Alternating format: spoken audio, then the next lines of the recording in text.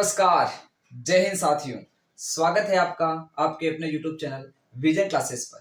साथियों, आज की क्लास के अंदर अपन आपकी जो सबसे मुश्किल प्रश्नावली है उसको डिस्कस करने जा रहे हैं साथियों, और वो है साथियों त्रिभुज। जी हाँ साथियों, इस प्रश्नावली का नाम सुनकर के आपका दिमाग हैंग हो जाता है। आप ये सोचने लगते हो कि ये प्रश्नावली तो अब हमारे से नहीं होने वाली है। उसी प्रश्नावली को साथियों आज मैं आसान भाषा में आपके सामने लेकर के आया हूँ। इसकी एक एक बारीकी को आज अपन देखने वाले हैं, एक एक पॉइंट को अपन क्लियर करने वाले हैं, और बहुत ही आसान वे के अंदर एक एक स्टेप के अंदर अपन क्या करेंगे, इस प्रश्नावली को यहाँ पर मक्खन करने वाले हैं। जी हाँ साथियों, यहाँ पर आज अपन शुरुआत करने जा रहे हैं प्रश्नावली 6 त्रिभुज की, जो कक्षा 10 की एक महत्वपूर्ण प्रश्नावली है, जिसके अंदर विद्यार्थियों को बहुत डर लगता है, क्योंकि इसके अंदर जो सवाल आते हैं वो सिद्ध करने वाले आते हैं। यानी यहाँ पर दिया जाता है और देकर के छोड़ देता है हमारे ऊपर कि अब आपको जो जमे वो आप कीजिए। ठीक है, यानी सिंपल सी बात है, यहाँ पर सिद्ध करने वाले सवाल होते हैं, माथा पच्चे का काम थोड़ा ज्यादा होता है, लेकिन फिर भी हम उसको बहुत ही आसान बनाने का प्रयास करेंगे। आज ही से हमारे साथ जुड़ जाइए और अंत तक आपके ये प्रश्नावली एकदम मक्खन हो जाएगी, इस बात की गारंटी मेरी है। ठीक है साथियों, तो बिना किसी देरी के आज की अपन क्लास की शुरुआत करेंगे और वो जानेंगे उन सारी बातों को, उन सारी बेसिक चीजों को जो हमारे लिए इस प्रश्नावली को आसान बनाने का काम करेंगे। जी हाँ साथियों, सबसे पहले हम सीखने वाले हैं इस प्रश्नावली के अंदर जो दो शब्द काम आ रहे हैं उनको, यानी आज की प्रश्नावली बेसिक को लेकर के होने वाली है। छोटी मोटी चीजों को अपन सीखेंगे और इसके साथ साथ प्रश्नावली 6.1 का निपटारा भी करने वाले हैं। जी हाँ साथियों, तो बात करते हैं उन दो शब्दों की जो कि महत्वपूर्ण रोल प्ले करने वाले हैं, और वो दो शब्द है साथियों समरूप और सर्वांग सम। बस इन दोनों में डिफरेंट को समझना है, और समरूप क्या होता है और सर्वांग सम क्या होता है ये जानना है, और फिर इसको अप्लाई करना है आगे हमें। ठीक है साथियों, तो सबसे पहले अपन उस शब्द के बारे में विचार करते हैं जो ये कह रहा है कि सर्वांग सम। क्या बोल रहा है? सर्वांग सम बोल रहा है।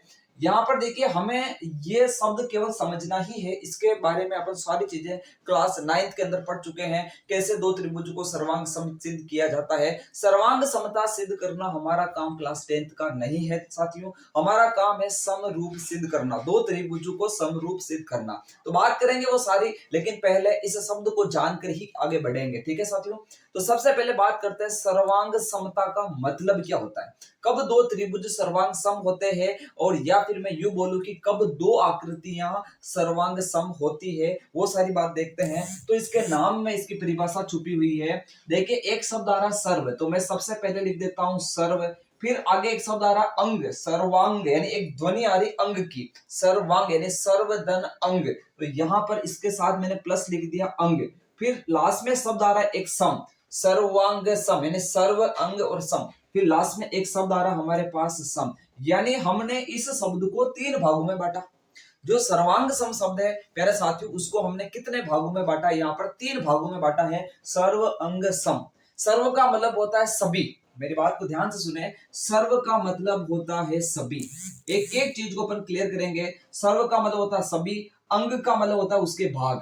भाई, जो भी अपन आकृति पढ़ेंगे उसके भाग। त्रिभुज पढ़ेंगे, त्रिभुज के भाग होते हैं प्यारे साथियों कोण और उसकी भुजा। ठीक है, कोण और उसकी भुजा होती है। एक मिनट, फोन को अपन साइलेंट मोड पर डाल देते हैं, ओके, ताकि अपन डिस्टर्ब नहीं होंगे अपनी क्लास में। ठीक है, तो अब आगे बढ़ते हैं साथियों। सर्व अंग सम यानी सभी अंग, अंग यानी उसके भाग, सम, सम का मतलब होता है सम्मान, या फिर अपन बोल देते हैं बराबर हो। क्या हो? बराबर हो। यानी कि सिंपल सी परिभाषा बनी है, आप नोट कर लेना इस परिभाषा को, सर्वांग समता की परिभाषा लिखा रहा हूं। यानी ऐसे दो त्रिभुज जिनके सभी अंग समान हो। अब ये तो होगी और ऊपर ऊपर की परिभाषा, थोड़ा डिटेल में चले तो ऐसे त्रिभुज जिनमें संगत कोण बराबर हो और संगत भुजाएं क्या हो? बराबर हो। संगत का मतलब जो उसके जैसी दिख रही है, यानी उसके जैसी स्थिति में है। इस बात को थोड़ा और डिटेल से समझ लेते हैं। यहाँ पर देखिए, जैसे मैंने दो त्रिभुज लिए प्यारे साथियों, एक है ए बी सी त्रिभुज, और एक त्रिभुज मैंने यहाँ पर लिया है जिसका नाम है पी क्यू आर। क्या नाम है? P Q R. अब मुझे इन दोनों त्रिभुजों को अगर सर्वांग सम बोलना है, पहली चीज तो हमारे दिमाग में ही कि सर्वांग सम का मतलब होता है ऐसे दो त्रिभुज जिनमें संगत कोण बराबर हो और संगत भुजाएं क्या हो? बराबर हो। यानी सर्वांग समता के लिए दो शर्तें हैं। याद रखें, सर्वांग समता के लिए प्यारे साथियों कितनी शर्तें हैं? तो दो शर्तें हैं। कितनी शर्तें हैं? दो शर्तें हैं जो आपको पता होनी चाहिए। पहली शर्त तो यह है कि प्यारे साथियों संगत कोण बराबर हो, संगत कोण बराबर हो। ये हमारे पास हो गई है पहली शर्त, संगत कोण बराबर हो। इस शर्त को यहाँ अप्लाई करो। यानी संगत कोण का मतलब क्या हुआ? संगत कोण का मतलब हुआ कोण एक का संगत है कोण P। संगत का मतलब जो उसकी संगति का हो, यानी उसके जैसा दिखता हो। तो कोण A का संगत क्या हो गया? कोण P। यानी कोण A किसके बराबर होना चाहिए? तो कोण P के बराबर होना चाहिए। फिर बात करते हैं कोण B किसके बराबर होना चाहिए? कोण Q के बराबर होना चाहिए। यानी कोण B किसके बराबर होना चाहिए? कोण Q के। और फिर बात करते हैं कोण C किसके बराबर होना चाहिए? कोण R के। कोण C किसके बराबर होना चाहिए? कोण R। तो अपन ने सीखा है कि सर्वांग सम का मतलब होता है संगत कोण बराबर हो। जैसे कोण A P के बराबर, B Q के बराबर और कोण C किसके बराबर? R के बराबर हो। ये हमारे साथियों पहली शर्त यहाँ पर कंप्लीट होती है सर्वांग समता के लिए। यानी ये स्थिति, यानी ये आपकी कंडीशन वहां पर फुलफिल होनी चाहिए, यानी ये वहां पर लागू होनी चाहिए। यानी ये चीज अगर दो त्रिभुजों के लिए लागू हो रही है, ठीक है ना, कि संगत कोण बराबर है, तो क्या वो सर्वांग सम हो जाएंगे? नहीं होंगे। केवल इतना होने से सर्वांग सम नहीं होंगे। अब दूसरी कंडीशन भी सुन लो, संगत भुजाएं बराबर हो। Very important. दूसरी शर्त क्या है भाई? पहली शर्त तो हमारे पास क्या थी? पहली शर्त थी हमारे पास संगत कोण बराबर हो। दूसरी शर्त हमारे पास है संगत भुजाएं बराबर हो। संगत भुजाएं क्या हो प्यारे साथियों? तो बराबर हो। क्या हो? बराबर। संगत भुजाएं बराबर। तो मुझे बताओ AB के संगत यानी उसके जैसी उसमें कौन है? AB के संगत है PQ, तो मैंने लिखा AB बराबर PQ। फिर बात करते हैं AC के संगत क्या है? PR, तो AC के संगत हो जाएगी PR। फिर बात करते हैं BC के संगत क्या है? तो ये हो जाएगी QR, तो BC के संगत हो जाएगी QR। तो ये सारा मैटर यानी अपन ने इस शब्द का पूरा क्या कर दिया साथियों? तो एक तरह से इसका ऑपरेशन कर दिया है। इसको डिटेल में अपन ने समझ लिया कि एक्चुअली में सर्वांग सम होता क्या है।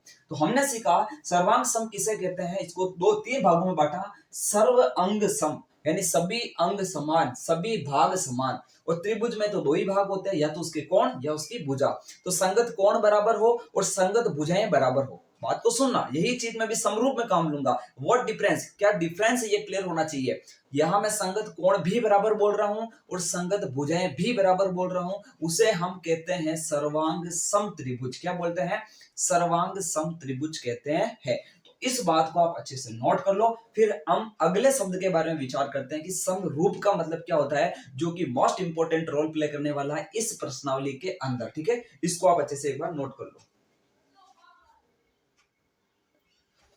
तो प्यारे साथियों अगले शब्द को समझते हैं, जो कि है साथियों समरूपता। ठीक है साथियों, समरूप का मतलब होता है साथियों जो कि रूप में समान हो।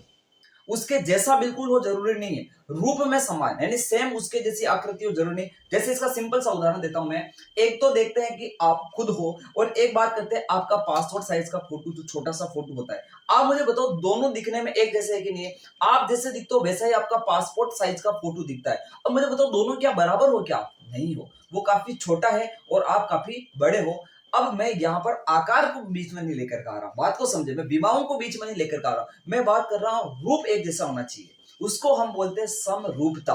तो समरूपता होने के लिए क्या जरूरी है? तो उसके लिए भी साथियों दो शर्तें होना जरूरी है।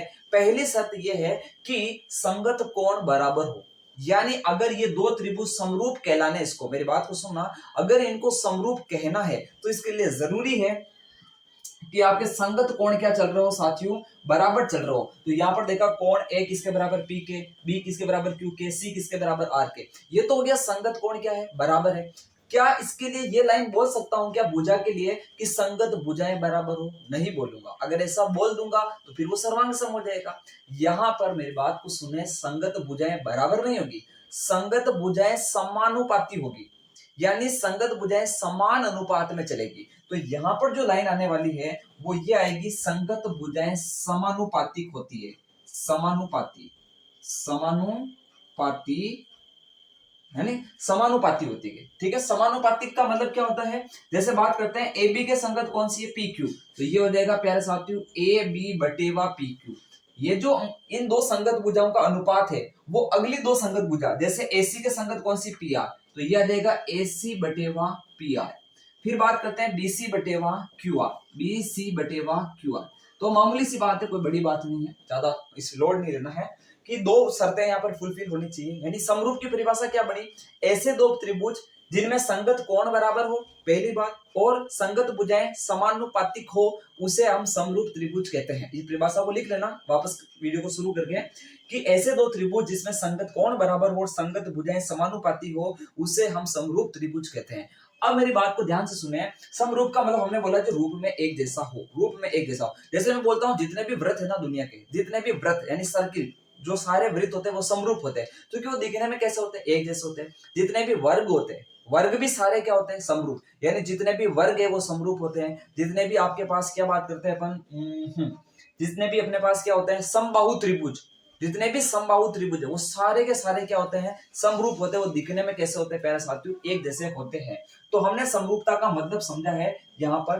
अब बात करते हैं, अगर दो त्रिभुजों को समरूप बताना है तो उनको शॉर्ट में कैसे बताएं, ऐसा कौन सा चिन्ह प्रयुक्त करें ताकि हम त्रिभुज एबीसी को पीक्यूआर के समरूप बोल सके, यानी बिना समरूप शब्द को लिखे। तो एक प्रतीक चिन्ह आता है समरूपता के लिए, और वो प्रतीक चिन्ह आता है इस तरह से। यानी अगर मुझे त्रिभुज एबीसी को, अगर त्रिभुज एबीसी को समरूप बताना है किसके, त्रिभुज पी क्यू आर के, तो ये प्रदर्शन का एक तरीका है साथियों, ये भी आपको आना चाहिए। ठीक है, प्रदर्शन का तरीका है कि एबीसी को पी क्यू आर के क्या बताना है, समरूप बताना है। तो समरूप बताने का शॉर्टकट तरीका है, आप इस तरह का चिन्ह बना सकते हो, ये समरूपता को प्रदर्शित करता है। तो मैंने आपको सर्वांग समता का तो बताया ही नहीं कि सर्वांग समता को प्रदर्शित करने का क्या तरीका है, तो उसको यहाँ साइड में लिखा रहा हूं, वहां पर लिख देना आप। अगर सर्वांग समता है और सर्वांग समता को अपने को शॉर्ट में बताना है, तो सिंपल सी बात है, हम लिखेंगे त्रिभुज ए बी सी, और वो ऐसा निशान तो लिखना है, लेकिन उसके नीचे क्या लगाना है, बराबर का चिन्ह लगाना। यानी समरूपता वाला चिन्ह तो आएगा, लेकिन उसके बटा में क्या आएगा, बराबर का चिन्ह। बटा का मतलब उसके नीचे, ठीक है, ये देखिए।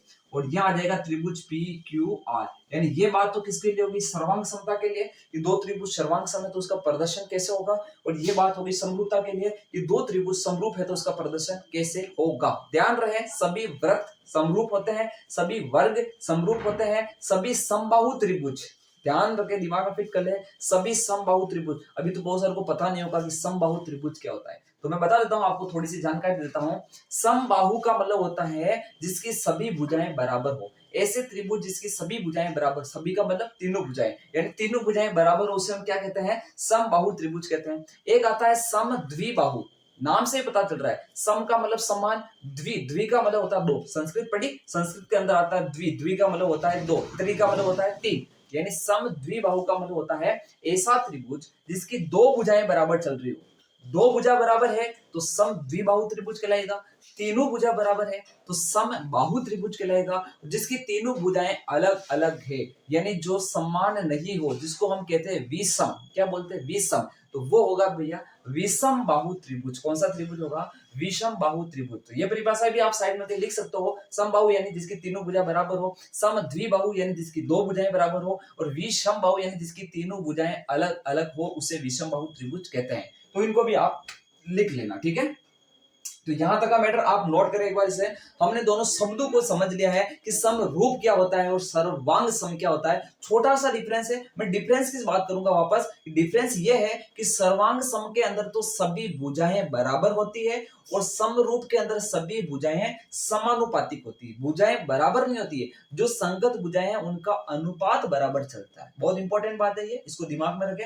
इस पर आधारित अपन बहुत सारे सवाल करने वाले हैं, लेकिन उससे पहले अपन जो 6.1 है उसके अंदर कुछ एमसीक्यू प्रश्न है, रिक्त स्थान के प्रश्न है, उनको यहाँ पर देख लेते हैं, ठीक है। तो इसको आप अच्छे से नोट कर लो।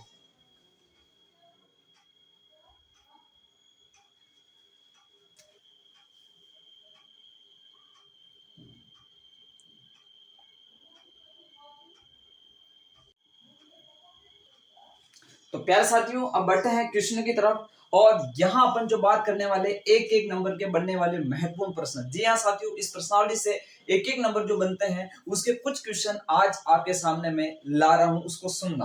प्रश्नावली 6.1 की बात कर रहा हूं, और सबसे पहला क्वेश्चन आप अपनी स्क्रीन के ऊपर देखते जाइए, और मैं यहाँ पढ़ता जाता हूँ, जवाब देता जाता हूँ, आप नोट करते जाना। सभी व्रत और कोष्टक में फिर बेदेर का रिक्त स्थान होते हैं सर्वांग सम या समरूप। अभी बताया था मैंने, जितने भी व्रत होते हैं बेटा वो समरूप होते हैं।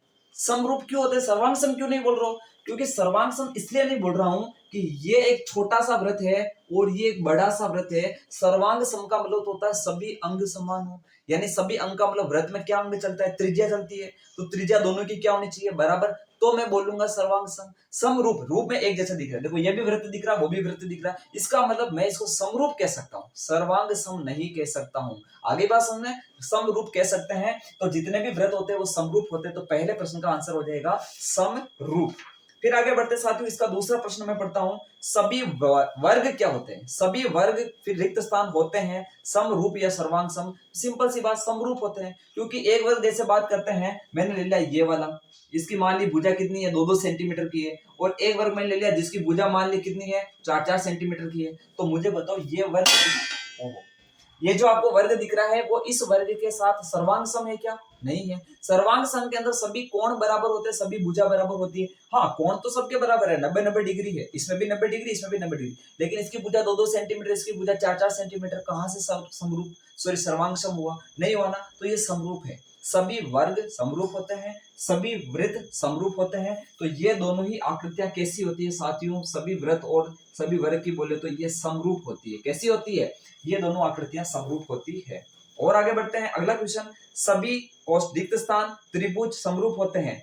अब कौन से त्रिभुज समरूप होंगे, समबाहु त्रिभुज होंगे, क्योंकि समबाहु त्रिभुज में प्रत्येक कोण 60 डिग्री का होता है और तीनों भुजाएं बराबर होती है। अभी बताया था मैंने, समबाहु त्रिभुज किसे कहेंगे, जिसकी तीनों भुजाएं बराबर हो।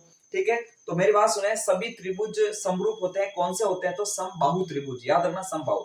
फिर प्रश्न आ रहा, सुनना, भुजाओं की समान संख्या वाले दो बहुभुज समरूप होते हैं यदि उनके संगत कोण, संगत कोण तो बेटा बराबर होना चाहिए, समरूप होने के लिए संगत कोण बराबर होना चाहिए तथा संगत भुजाएं समानुपाती होनी चाहिए। मैंने बताया था, कोण के लिए जब भी बोले, कोण के लिए बोलेगा तो बराबर बोलना है, कोण तो बराबर होने चाहिए, और भुजाओं के लिए बोले तो समानुपाती होनी चाहिए, समानुपाती होनी चाहिए, समान अनुपात होनी चाहिए। किसके लिए ये बात आ रही है बेटा, समरूपता के लिए। किसके लिए समरूप, अगर यही प्रश्न किसके लिए होता, सर्वांग सम के लिए, तो मैं कोण के लिए क्या बोलता, सभी कोण बराबर होने चाहिए और सभी भुजाएं भी बराबर होनी चाहिए। तो दोनों खाली स्थान में बराबर बराबर शब्द आता कब, जब बात होती है सर्वांग समता की, यहां बात हो रही समरूपता की। तो यहां हमें देखना होगा कि यहां पर जो होगा सभी भुजाएं, सॉरी सभी जो कोण होंगे वो बराबर होंगे और सभी जो भुजाएं होगी वो समानुपाती होगी। तो इन दोनों शब्द में जो माइनर डिफरेंस है, छोटा सा डिफरेंस है, वो आपको समझ में आ गया होगा।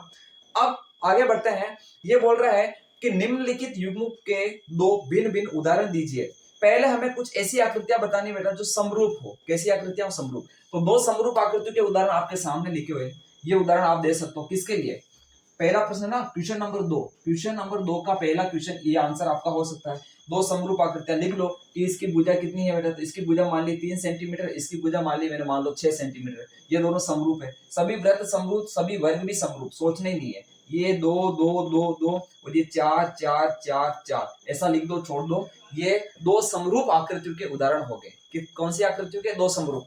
और उदाहरण देना चाहें तो जैसे मैं दो त्रिभुज जैसे ले लेता हूं जिसकी भुजाएं बराबर, जैसे देख लिया मैंने, बोला ये 3 है, ये 3 है और ये 3 है, तो यहाँ कोण 60-60 डिग्री का बनेगा, 60 60 और 60। अब मैं ऐसा त्रिभुज ले रहा हूं, मेरी बात को सुनना, जिसकी भुजाएं बड़ी बड़ी ले ली मैंने, सुनना, ये 6 ये 6 ये 6, लेकिन तीनों भुजाएं बराबर है ना, तो कोण 60-60 डिग्री का बनेगा, क्योंकि समबाहु त्रिभुज में प्रत्येक कोण कितना डिग्री होता है, 60-60। तो ये दोनों त्रिभुज भी कैसे हो गए, समरूप हो गए। कैसे समरूप हो गए सर, हमें तो पता ही नहीं चल रहा है इसमें समरूप कैसे हो गए। तो बात को समझो, संगत कोण बराबर है कि नहीं है, संगत कोण बराबर है। संगत भुजाओं का अनुपात देखो, इसका इसके साथ अनुपात लोगे तो 3/6 करोगे तो 1/2 आएगा। इसके साथ अनुपात लो, 3 एकम 3 3 दूनी 6, 1/2 आ जाएगा। इसका अनुपात लोगे तो भी 1/2 आ जाएगा। तो बताओ संगत भुजाएं समानुपाती है कि नहीं है, संगत कोण बराबर है कि नहीं है। जब कंडीशन फुलफिल हो रही है, शर्त लागू हो रही है, तो बताओ समरूप होगा कि नहीं होगा। तो ये सिंपल से 3 उदाहरण बता दिए मैंने, 2 ही पूछे थे, 2 समरूप आकृति होने के उदाहरण। इसको नोट करो। फिर अपन इसका अगला जो लेते हैं, अगर आकृतियां समरूप नहीं हो तो उसके उदाहरण क्या बनेंगे, एक बार इसको नोट कर लो, फिर वो भी कर देता हूं। आगे देखिए साथियों, अब मैं बात कर रहा हूं ऐसी आकृतियां जो समरूप नहीं हो। ठीक है, इसका उदाहरण हमें लिखना है। तो सिंपल सी बात, जैसे मैंने क्या कर लिया, यहां पर ले लिया एक त्रिभुज, क्या ले लिया साथियों, एक त्रिभुज ले लिया, और यहां मैंने ले लिया एक वर्ग, क्या ले लिया, ये एक वर्ग ले लिया, या फिर जो भी बोलो, ये वर्ग ले लिया मैंने। ये वर्ग लग नहीं रहा, थोड़ा आयत जैसा लग रहा है, ये ले लो वर्ग। ठीक है, एक वर्ग, एक त्रिभुज ले लिया जिसकी भुजाएं 2 2 और 2, ठीक है। एक वर्ग ले लिया जिसकी भुजाएं 4 4 4 4। तो ये दोनों आकृतियां समरूप नहीं हो सकती है, क्योंकि ये त्रिभुज है तो ये वर्ग है, ये कभी समरूप नहीं हो सकता है। अब जैसे अपन एक और बात कर लेते हैं, एक त्रिभुज लिया मैंने, यहाँ पर देखना एक त्रिभुज है जिसकी ये दोनों भुजाएं तो बराबर है, 3 3 और ये भुजा है आपके मान ली 5, कितनी है 5 है। लेकिन एक त्रिभुज इधर लिया मैंने वापस, उसको सुनना, जिसकी तीनों भुजाएं बराबर है और वो है 3 3 और 3। तो यहाँ पर ये दोनों भी आपके समरूप नहीं हो सकते। क्यों समरूप नहीं हो सकते हैं? ये दोनों भुजाएं तो समान अनुपात में, देखो 3 का 3 के साथ अनुपात, 3 का 3 के साथ अनुपात, लेकिन ये भुजा कितनी है 5 सेंटीमीटर की, वो कितनी है 3 सेंटीमीटर की, ये दोनों समान अनुपात में नहीं है। तो सिंपल सी बात है, इस तरह से अपन दो समरूप आकृति के उदाहरण भी ले सकते हैं और जो समरूप नहीं हो उसके उदाहरण भी ले सकते हैं। इसको भी आप नोट कर लो। फिर इसका क्वेश्चन नंबर 3 अपन यहाँ पर और देख लेते हैं।